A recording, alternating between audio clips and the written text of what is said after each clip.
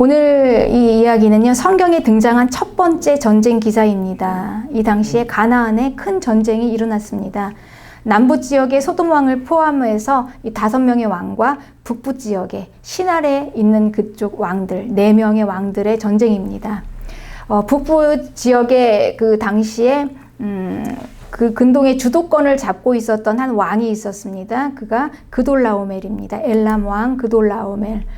남부 지역의 왕들은 엘람 왕 그돌라오멜에게 12년 동안 조공을 바쳤습니다. 12년 장장. 이렇게 12년 동안 조공을 바치다 보니까 이렇게는 더 이상 안 되겠다 해서 이제 13년째 되는 그때 이제 조공을 바치는 것을 멈춥니다. 반역을 한 것이죠. 그러니 이 그돌라오멜이 이제 화가 났습니다. 아니, 이 녀석들이 지금 감히 나에게 반역을 해? 조공을 안 바쳐? 그래서 이제 14년째 되는 그때 이제 그 동맹하는 왕들이랑 함께 이제 이 왕들을 치자, 남부를 가서 치자, 점령하자 하면서 이제 내려오는데, 이들이 이제 그냥 내려오는 게 아니에요. 그 일대를 그냥 이 근동 지역 그쪽을 쫙 다 쓸고 내려오는 겁니다. 다 쳤어요. 다 쳐서 무찌르고 온 이제 그 일대에 그들의 이제 명성을 막 전쟁 영웅들의 명성을 막 휘날리면서 막 온 거죠. 그렇게 해서 이제 오니까 이제 소돔과 고모라 왕이 결국은 도망갔습니다. 그들 앞에서 도망갔는데, 이제 여기서 그친 게 아니에요. 여기서 이 이야기가 끝난 게 아니라 이제 여기서 문제가 시작된 겁니다. 이 소돔에 롯이 살잖아요. 아브라함의 그 아들 같은 롯. 그런데 이 북부의 왕들이 그냥 간 게 아니라 이 소돔으로 와서 재물도 가져갔겠죠. 또 포로들도 다 가져갔겠죠. 쓸만한 것들은 다 가져갔지 않겠습니까? 근데 그 중에 롯을 데려간 거예요. 롯과 그 재물들, 그 속한 모든 것들을 다 데리고 이제 갔습니다. 북방으로. 근데 이 소식을 이제 아브라함이 들었습니다. 아브라함. 이 전쟁은 지금 국제 정세 속에서 일어난 전쟁입니다. 그런데 이게 국제의 일이 아니라 이제 아브라함의 이 개인적인 문제가 이게 연결이 되는 거죠. 이제 그 아들이 죽는 것을 보고 있을 아버지가 없습니다. 지금 아들 같은 롯이에요. 롯이 지금 다 이렇게 죽게 생겼는데 아브라함이 가만히 있을 수가 없습니다. 그래서 이제 아브라함이 막 갔어요. 롯을 찾으러 갔습니다. 롯을 찾으러 갔는데 아브라함이 누구를 데리고 갔나 보겠습니다. 이제 같이 한 동맹한 사람들끼리 갔겠지만 거기에서 보니 집에서 훈련한 무려 318명이라는 사람. 그러니까 집에서 훈련한 318명이에요. 그러니까 이 318명의 이 사람들을 데리고 그 세계적인 기라성 같은 이 북부의 그 싸움 전쟁 왕들 아닙니까? 전쟁 영웅들이에요. 이게 비교가 되겠습니까? 싸우겠다고 간 겁니다. 얼마나 이게 무모한 행동입니까? 목숨을 걸고 간 거죠. 이길 승산은 없습니다. 이게 바로 다윗과 골리앗의 싸움입니다. 이게 세계적인 이 북방의 왕들과 어찌 집에서 그냥 자기 좀 집안을 지키는 그냥 연습하고 기른 이 318명, 무려 318명 아닙니까? 비교가 안 되는 거죠. 비교가 안 돼요. 그래서 이제 이 아브라함이요, 이들을 데리고 갔습니다. 그래서 갔는데요, 이 비교가 안 되는 이 싸움, 우리 믿음의 용사들은 가끔 이런 싸움을 싸웁니다. 상식적으로 이해도 안 되고 무모한 것 같은 결과는 아브라함이 이겼다라고 나와 있는 것입니다. 참 이 승리는 믿을 수 없는 일입니다. 아브라함은 이 가나안에서부터 막 단까지 쫓아갔어요. 그 북방까지 올라갔습니다. 막 갔어요. 단까지 가서 이제 거기서 뒤쫓아가고 또 그 옆에 다메섹까지 가서 거기에 있는 롯을 데려왔는데, 롯을 데려왔고 모든 빼앗겼던 재물도 데려오고 또 거기에 부녀와 친척과 그냥 모조리 다 찾아왔다, 이렇게 기록되어 있습니다. 얼마나 통쾌합니까? 우리 이제 이런 그 기록을 보면 정말 통쾌하죠. 그런데 이제 이 아브라함이 이제 이들을 다 쳐부수고 돌아왔습니다. 창세기 14장 17절에는 아브라함이 그돌라오멜과 그와 함께한 왕들을 쳐부수고 돌아올 때, 이거는 그냥 단순히 그냥 싸움에서 이긴 정도가 아니에요. 엄청나게 개선장군 아닙니까? 이 가나안 일대가 완전히 뒤집어졌을 것입니다. 그 유명한 소돔과 고모라 왕도 도망간 이 군대를 아브라함이 그 318명 자기 식구들을 데리고 가서 찾아왔으니 얼마나 아브라함이 영웅이 됐습니까? 이제 아브라함의 명성이 막 자자하게 그 근방에 알려지게 되었을 것입니다. 전쟁에서 승리하고 돌아왔습니다, 아브라함이. 그런데 이 아브라함이 이렇게 이제 자기 집으로 돌아왔는데 이 아브라함을 맞으러 나온 두 왕이 있었어요. 한 사람은 소돔 왕. 당연히 나와야죠, 소돔 왕이. 얼마나 고맙습니까, 아브라함에게. 자기는 도망갔는데 자기 나라 그 자기 국민들을 다 찾아왔잖아요. 물건이랑 또 재물이랑 사람이랑. 감사하죠. 네, 그러니까 이 소돔 왕은 당연히 나와야 합니다. 이 아브라함에 대한 경외감을 가지고 아마 나왔을 것입니다. 강한 자에게 이 실력과 힘을 경배하는 세상이니까요.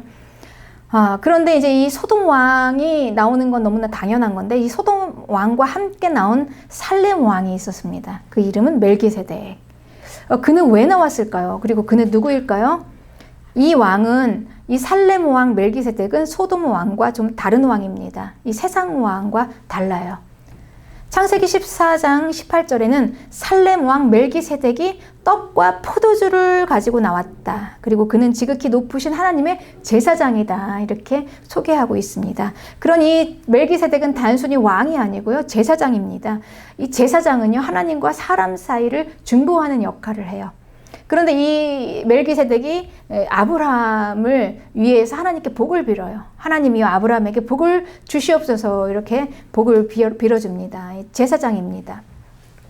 그런데 이 제사장은 보통 레위인에게서 나잖아요. 레위인에 속해 있습니다.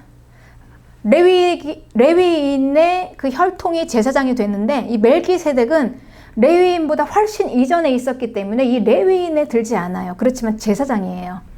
그러니 이 레위인은 육체를 따라서 하나님께서 정해주신 제사장 직분입니다. 그런데 이 멜기세덱은요, 그보다 훨씬 그 전에 정말 태초에 하나님께서 임명하셨겠죠. 하나님께서 이 멜기세덱을 세우신 제사장이에요. 그러니까 이 인간의 육체를 따라서 혈통을 따라서 난 제사장이 아니라 영원한 제사장인데 이 멜기세덱에 관해서는 평강의 왕이다, 의의 왕이다 이렇게 멜기세덱의 이름의 뜻이 그렇지만 이 족보도 없고요, 부모도 없고 이 멜기세덱에 대한 이 근거가 자료가 성경에는 없습니다. 그냥 제사장으로 나왔습니다. 그런데 이 멜기세덱은요, 이 아브라함을 축복하고 아브라함에게 11조를 받았고 그리고 아브라함을 하나님 앞에 중보하는 아브라함보다 월등하게 높은 그런 지금 자리에 있는 거죠. 그래서 이 멜기세덱에 대해서는 바울은 참 설명하기가 어렵다. 왜냐하면 말해도 못 알아듣는다는 거예요, 우리가. 너무나 얘기할 건 많지만 그러니 아마 이 멜기세덱은 뭔가 큰 영적인 사람인 것은 확실합니다. 근데 이제 우리가 알고 있는 것은 멜기세덱이 최초의 제사장이었다. 레위인을 앞서간 제사장이었는데 여기 중요한 거는요, 이 멜기세덱은 시편에 보면은 110편 4절에 너는 멜기세덱의 서열을 따라 영원한 제사장이라 이렇게 예수 그리스도에게 말씀하셨어요. 그러니까 이 예수님은 이 육체적인 레위인을 따라서 제사장이 된 게 아니라 이 정말 신비로운 이 멜기세덱이라는 제사장의 서열을 따라서 그 뒤를 이어서 제사장이 된 영원한 제사장이다. 이렇게 기록되어 있습니다. 그러니 이 멜기세덱, 이 제사장인 거죠. 이 제사장이 아브라함에게 지금 나왔습니다. 아브라함을 영접하러 나왔어요. 그러니까 이 북부의 왕들을 다 이기고 돌아온 아브라함을 맞으러 나온 게 바로 이 멜기세덱입니다.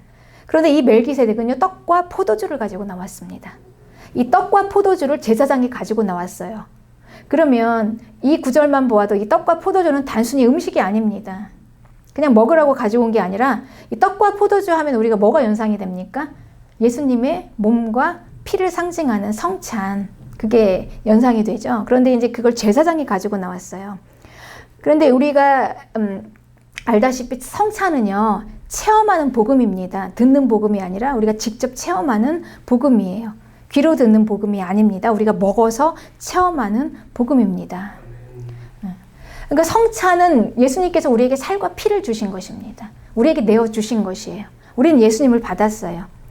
받아서 먹으라. 그러니까 예수님을 먹으라는 거죠. 그런데 음식을 먹으면요, 그 음식은 사람 안에 들어와서 소화가 됩니다. 그리고 이제 사람이 되어가요. 그러니까 내가 먹은 음식이 나의 일부가 되고, 근데 소화가 되면서 이제 나를 만드는 거죠. 나와 일체가 되어서 내가 되어지는 것입니다.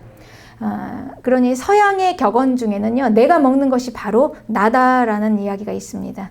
먹는 게 내가 되는 거죠. 그러니까 예수님이 우리에게 예수님 자신을 주신 것은 예수님의 몸과 그리고 피를 먹는 것은 우리가 예수님과 일체가 되어서 예수님이 되는 것입니다. 같이 함께, 같이 일체가 되는 것입니다.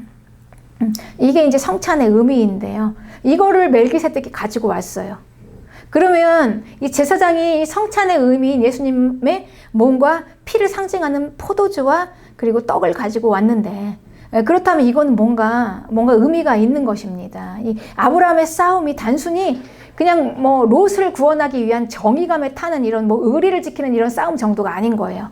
이 싸움에는 뭔가 영적인 의미가 있습니다. 이 의미가 무엇인가?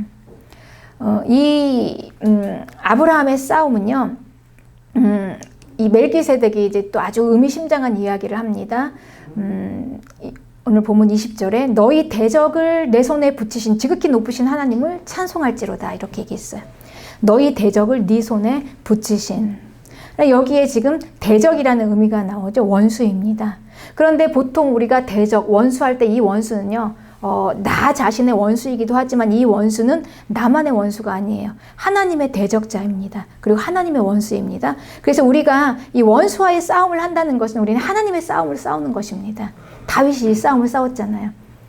하나님의 싸움을 싸웠던 최고의 용사 다윗. 이전에 아브라함도 이 싸움을 했던 것입니다. 그러니 이 아브라함의 적인 북부의 장군들은요, 그냥 단순히 아브라함의 개인적인 이 대적을 넘어서서 하나님의 원수였어요. 하나님의 적. 그러니 이 아브라함의 이 싸움을 단순히 그냥 사람 간의 의리를 지키는 싸움으로 이렇게 축소할 수가 없는 것이죠. 하나님의 싸움을 싸운 거죠. 하나님의 원수와의 싸움을 싸운 것입니다. 그리고 이 승리 후에 성찬식입니다. 그러니 이 싸움의 승리인 예수 그리스도의 우리의 모든 싸움은 여러분 어디에서 나옵니까? 어디에서 이 승리가 나옵니까? 예수님의 십자가의 승리입니다. 그래서 이 떡과 포도주를 제사장 멜기세덱이 가지고 온 것입니다. 여기에서 싸운 거예요.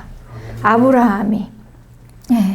이거는 시간과 공간을 초월하는 하나님의 때, 이 계산법으로 이해되는 것입니다. 지금 11조, 제사장, 그리고 성찬, 예수 그리스도의 승리, 원수와 대적, 이런 것들이 지금 아브라함의 싸움에서 등장했죠.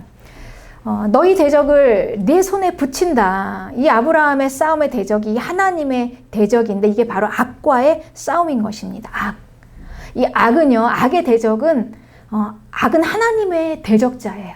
그리고 이 악은 하나님의 원수입니다. 그러니 하나님은 이 북부의 왕들, 이 악을 진멸하기 위해서 아브라함을 통해서 이 악을 진멸하심으로 심판하신 것입니다. 근데 이 아브라함은 자기 개인적인 일을 하고 온 것 같지만 그 안에 하나님의 싸움을 싸우고 승리하고 온 것입니다. 성도는 세상을 향한 이 하나님의 심판의 도구입니다. 성도가 악에서 승리하는 게 하나님의 승리입니다. 하나님은 이 땅에서 성도들을 통해서 승리하세요. 악으로부터 승리를 성도를 통해서 하십니다. 아브라함의 싸움이 여호와의 싸움이 되고 우리가 살면서 당하는 나의 싸움이 하나님의 싸움인 것을 여러분 아십니까? 그래서 하나님은 이 싸움을 싸우시는 것입니다. 친히 싸우십니다. 그리고 하나님께서 친히 승리하셨습니다. 그리고 그 승리를 우리에게 주셨어요. 그 승리를 받고 이 승리를 받았으니 나가서 이 승리를 가지고 이겨라. 이게 이제 하나님께서 우리에게 주신 것입니다. 그러니 이 싸움은 나의 능력이 아니죠. 내 능력으로 나오는 것이 아닙니다. 내 능력으로 할 수 있는 것도 아닙니다. 그러니까 이 싸움의 승리는 어디서 나옵니까? 십자가의 승리. 오직 십자가에서만 나오는 것입니다. 그래서 시간과 공간을 초월한 하나님의 시간의 계산법으로 하나님의 때에 이제 예수 그리스도 후에 아브라함의 그 먼 후에 아브라함의 자손을 통해서 예수 그리스도가 십자가에서 승리한 그 승리를 그 신비한 제사장 멜기세덱이 이미 그냥 끌어가지고 온 겁니다. 아브라함에게 떡과 포도주를 가지고 왔어요. 그래서 이 십자가 승리의 의미를 아브라함이 거기서 알게 된 것이죠. 그러니 아브라함의 승리는 아브라함의 능력이 아니라 예수님의 십자가의 승리로 이긴 것이고 이 싸움은 믿음으로 승리를 취하는 것입니다. 믿음의 싸움이에요. 이건 실력의 싸움이 아니에요. 어떻게 318명을 데리고 집에서 기른 그 용사가 어찌 북부의 그 기라성 같은 왕들을 다 쳐서 이길 수가 있겠습니까? 이거는 실력의 싸움이 아닙니다. 아브라함이 예수 그리스도의 십자가의 승리를 믿고 싸운 믿음의 싸움인 것입니다. 이 십자가의 승리. 이 십자가의 승리는요, 하나님께서 우리에게 맹세로 약속하신 것입니다. 그러니 모든 성도는요, 이 악과 싸울 때 승리할 수 있습니다. 믿음으로 우리는 승리합니다. 네. 창세기 22장 16절에 하나님께서는요, 맹세했다 그랬어요. 내가 나를 가리켜 맹세했는데 그 맹세, 이 맹세는 하나님께서 누구에게 맹세하신 거냐면요, 누구와 맹세를 한 것이냐면요, 아브라함이 그 최후의 이 결정체, 아브라함 믿음의 결정체가 뭐냐면 아들을 바치는 거였습니다. 아들 이삭을 하나님께 믿음으로 바쳤어요. 그 믿음을 보시고 하나님께서 이런 믿음이라면 너는 대적의 문을 얻을 수가 있다. 내가 나의 승리를 너에게 주겠다. 이렇게 맹세하신 것입니다. 그래서 하나님께서 맹세하셔서 17절에 내가 내게 큰 복을 주고 내 씨가 크게 번성하여 하늘의 별과 같고 바닷가의 모래와 같게 하리니 내 씨가 그 대적의 성문을 차지하리라. 그 대적, 원수, 악입니다. 마귀죠. 이 악한 것들의 성문이 열어져요. 그 성문을 우리에게 주신 거예요. 이제 문이 열어지면은요, 무조건 이깁니다. 그 문으로 예수님께서 들어가시면은요, 이제 다 이기세요. 그 승리를 우리에게 주셨다라고 하나님께서 우리에게 맹세하셨어요. 맹세로. 그러니 이 믿음이 있는 아브라함의 믿음을 가진 자는 이 대적의 성문을 취할 만한 그런 자격이 있다는 것입니다. 그래서 맹세를 주셨어요. 그러니 승리할 수 있다. 이길 수 있는 자격이 있다. 그런데 여러분, 이 맹세가 무엇인지 아십니까? 맹세. 히브리서 6장 16절에는요, 이 맹세를 다툼의 최종 결말이라고 이야기합니다. 맹세는 그들이 다투는 모든 일의 최후 확정이라 이렇게 얘기합니다. 그러니까 두 사람의 이웃이 있어요. 서로 싸웁니다. 한 사람이 자기의 소를 이웃에게 맡기고 갔는데 그 소가 상했어요. 잃어버렸거나 뭐 죽었거나 상했습니다. 그러면 이걸 본 사람이 없으니 어떻게 증명합니까? 그런데 이 무고함을 증명을 해야 되는데 누가 믿어줄 수가 있겠습니까? 그런데 이제 이 소를 맡은 사람이 이제 이렇게 말합니다. 나는 그 일을 안 했다. 나는 정말 억울하다. 내가 여호와께 맹세한다라고 얘기합니다. 그러면 맹세한다라고 하면 그 상대방은요, 소를 맡긴 사람은 그냥 그걸로 끝나는 거예요. 맹세한다 했으니까. 맹세를 믿고 그리고 이거 마무리가 되는 것입니다. 이제 보상을 안 받아요. 이게 맹세의 능력입니다. 이 맹세. 이 맹세는 그래서 사건의 최후의 확정이에요. 이걸로 마무리가 되는 거예요. 그러니까 맹세는 이렇게 쓰는 것입니다. 그러니 여러분, 이 맹세를 우리가 함부로 하면 안 되는 거예요. 근데 맹세했으면 다 끝나는 거예요. 하나님의 이름으로 맹세했다. 우리가 여호와의 이름으로 내가 맹세한다 그러면 더 요구하지 않아요, 보상을. 그래, 알았다 하고 끝나는 것입니다. 이게 최후 확정이에요. 이게 맹세의 힘입니다. 그러니 이 맹세로 하나님께서 보증하셨어요. 그러니까 얼마나 우리에게 주신 승리가 확실하다는 거예요. 하나님께서 하나님의 이름으로 맹세를 하셨는데, 이 맹세는 보통 자기로 맹세하는 사람은 없습니다. 나보다 훨씬 월등하게 높은, 그래서 여호와 이름으로 맹세한다 이러잖아요. 그런데 하나님은 자기보다 높은 그 위에 높은 분이 없습니다. 그러니 하나님은 자기의 이름을 걸고 맹세를 하신 것입니다. 그래서 네가 대적의 문을 열으리라. 대적의 문을 얻으리라. 이 대적의 문이 이미 열려 있으니 대적의 문이 열어졌어요. 그러니까 성문이 열어졌어요. 그냥 들어가기만 하면 되는 거예요. 그러면 승리할 수 있다라는 거죠. 그래서 히브리서 6장 17절에는 하나님은 약속의 기업을 받은 자들에게 그 뜻이 변하지 아니함을 충분히 나타내시려고 그 일을 맹세로 우리에게 보증해 주셨다는 거죠. 얼마나 확실합니까? 이 하나님의 약속이.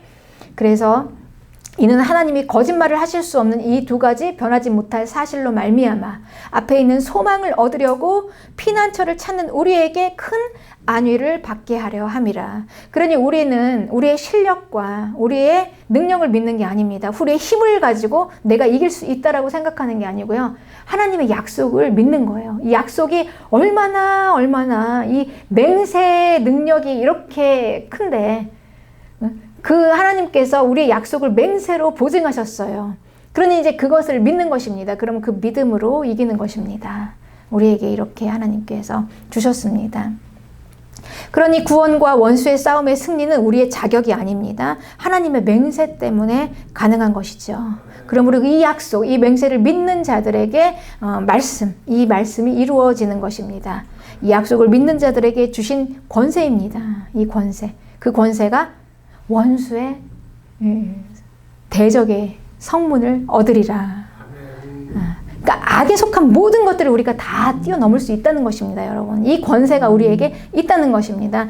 여러분, 이 권세가 오늘 여러분에게 있는 것을 믿으십니까? 있습니다. 하나님의 맹세를 믿음으로. 네. 그렇습니다. 그래서 이 대적의 성문을 얻을 수 있는 자격은 아브라함의 믿음과 같은 믿음의 사람입니다. 이 믿음이 있다면 우리에게는 대적의 성문을 얻을 수 있는 충분한 능력이 있습니다. 그럼 이 권세. 근데 이 권세는 우리가 이제 지금 예수님의 십자가의 승리를 받은 거죠. 예수님의 십자가의 승리로 예수님께서 나를 먹으라 해서 우리와 하나가 됐어요. 예수님의 그 승리를 내 것으로 받은 것입니다. 그래서 이제 그 승리를 우리가 쓰는 그 권세인데, 그 권세의 아주 구체적인 것이 무엇인가를 오늘 조금 더 살펴보겠습니다. 우리가 받은 권세가 구체적으로 무엇인가? 요한복음 1장 12절에는 영접하는 자, 그 이름을 믿는 자들에게는 하나님의 자녀가 되는 권세를 주셨다. 예수 그리스도의 십자가의 그 몸과 피를 우리에게 주신 것을 우리가 받아서 그것을 먹었습니다. 그리고 그걸 믿었습니다. 그리고 나의 주님으로 고백하는 자들에게, 나의 주, 나의 하나님으로 고백하는 자들을 하나님께서 하나님의 자녀로 삼으시고 그들에게 권세를 주셨는데, 이 자녀의 권세, 그러니 우리에게 지금 권세가 있습니다, 여러분. 그 권세가 구체적으로 무엇이고 이 권세를 어떻게 쓰는가, 이걸 이제 우리가 알아야 되죠. 근데 이 권세는요, 능력하고 달라요. 권세는 그야말로 그냥 권세예요, 권세. 능력은 뭡니까? 힘이에요, 힘. 그러니까 아주 힘이 센 조폭이 있었습니다. 근데 그가 막 사람을 죽였어요. 힘이 세요. 그 판사 앞에 섰습니다. 누가 더 힘이 셉니까? 싸우면. 조폭이 힘이 세죠, 당연히. 싸우면은요. 한 방에 뭐 판사는 날아갈 거예요. 둘이 섰어요. 그런데 이 조폭을 제압할 수 있는 권세가 누구에게 있냐? 판사에게 있습니다. 판사는 판결을 내립니다, 조폭에게. 그래서 이제 이 조폭이 아무리 힘이 세서 그냥 뭐 10명, 20명을 한 자리에서 때려 눕힐 수 있는 그런 힘을 가졌을지라도 이 판사의 한마디 판결 앞에서 근데 그냥 감옥으로 들어가는 거예요. 그러니 이 힘을 제압할 수 있는 능력이 권세인데, 이 권세가 판사가 쓰는 능력입니다. 그러니 이 판사가 있는 이 권세는 어디서부터 났습니까? 이 판사 자체에게 있는 힘은 아니죠. 누구에게서 받은 겁니다. 그 위에 있는 권세로부터, 위에 있는 힘으로부터, 위에 있는 더 큰 권위로부터 이 판사가 그 권세를 받았어요. 그 힘을 제압할 수 있는 권세를 받은 것입니다. 그러니 이 권세를 쓴 거예요. 그러니 여러분 보세요. 이 권세가 무엇을 제압합니까? 힘을 제압하죠. 권세가 능력을 쓰는 것입니다. 제압하는 거예요. 그래서 능력은 우리는 없습니다. 우리는 힘은 없어요. 그 능력은 누구에게 있습니까? 예수 그리스도. 예수님께 능력이 있습니다. 이 예수님의 능력을 우리가 이 권세로 받아서 쓰는 겁니다. 이 원리입니다. 이걸 믿는 거예요. 나에게 힘이 없으니까, 나에게 능력이 없으니까 나는 뭐가 할 수 없지만 그 내가 자녀의 권세가 있는 거죠. 영접하는 자, 그 이름을 믿는 자에게는 하나님의 자녀가 되는 권세를 주셨다. 이거를 하나님께서 하나님의 이름으로, 여호와의 이름으로 맹세하시고 대적의 성문을 얻으리라 라고 약속하신 그 말씀을 우리가 믿고요. 나에게 있는 이 권세를 가지고 그 예수님의 능력을 쓰는 것입니다. 명령하는 거예요. 악한 것들에게. 이 대적의 성문으로 들어갑니다. 이제 악은 다 초토화되는 것입니다. 어둠의 것들, 악의 것들, 더 이상 나에게 힘을 쓸 수 없는 것입니다. 아브라함이 이렇게 이겼습니다, 여러분. 아브라함이 이렇게 승리했어요. 그러니 그 318명을 데리고 그 북방의 그 당시에 가장 유명한 전쟁 영웅 그돌라오메를 이겼지 않습니까? 어떤 능력으로? 아브라함이 무슨 힘이 있어서 그 왕을 이길 수가 있겠습니까? 하나님이 주신 권세로. 하나님이 주신 이 권세를 써서 그 능력을 사용한 거죠. 그래서 이긴 것입니다. 그러니 이 권세를 가지고 있는 우리는 믿음으로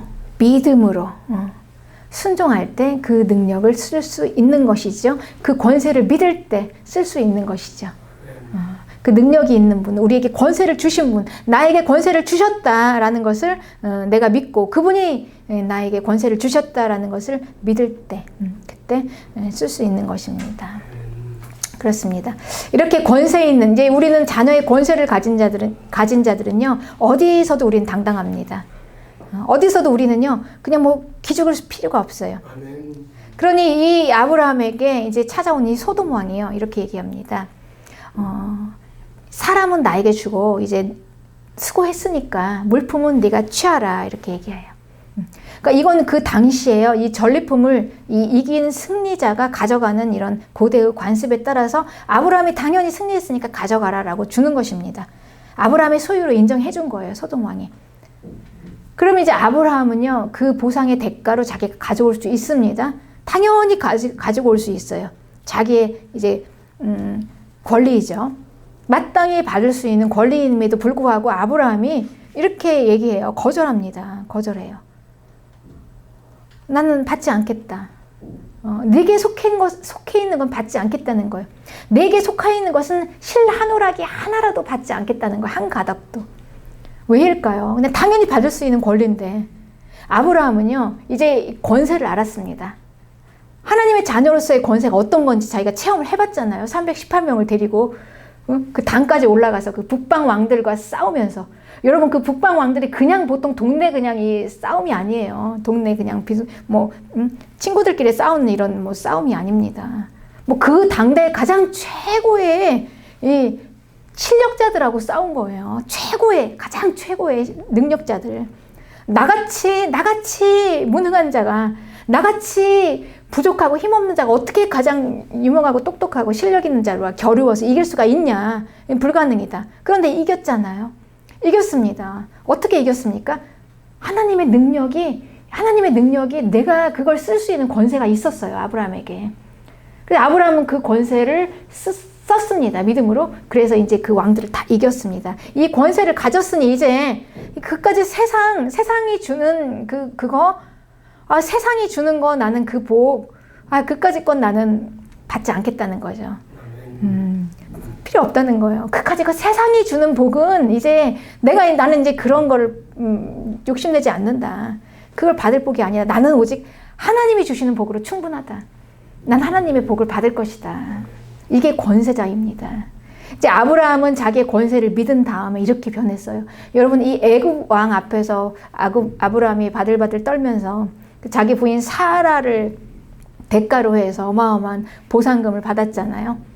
그걸 다 가지고 왔습니다, 애굽으로. 그 아브라함과 한번 비교해 보세요. 우리가 예수님 믿는다는 것이 무엇인가? 똑같이 예수님을 믿어도요, 우리가 이 권세를 가지고 믿는 것과 그냥 권세를 모르고 믿는 거의 이 차이점이에요. 이 세상 왕 앞에서 그냥 바들바들 하면서 그냥 주는 것 가지고 오는 것과 얼마나 당당합니까? 이 소돔 왕 앞에서. 난 세상이 주는 거 필요 없다. 그까짓 건 그냥 그거보다 하나님은 나에게 더 많이 부어주신다. 하나님의 것으로 충분해. 나는 이 당당함 아닙니까? 당당함. 그래서 우리 하나님의 자녀는 이 권세를 믿는 자들은요, 어디에서든지 기죽지 않습니다. 당당합니다. 자신감이 넘칩니다. 그리고 실제로 우리는 이런 힘이 있습니다. 하나님께서 이걸 원해서, 하나님께서 이걸 하시려고 우리를 택하신 거예요, 여러분. 하나님께서. 왜 소돔 왕을 택하시고, 왜 그 북방의 그 능력 있는 왕들, 신할 땅의 그 멋진 왕들, 그리고 애굽의 바로 왕, 왜 이런 자들을 택하지 않으셨습니까? 왜 우리 같은 연약한 자들을 하나님께서 택하셨을까요? 네. 그렇습니다, 여러분. 하나님께서는요, 이 권세를, 하나님의 권세, 내 힘이 아니라 하나님의 권세, 이 능력으로 세상을 나가서 이기라는 겁니다. 하나님을 드러내라, 나타내라.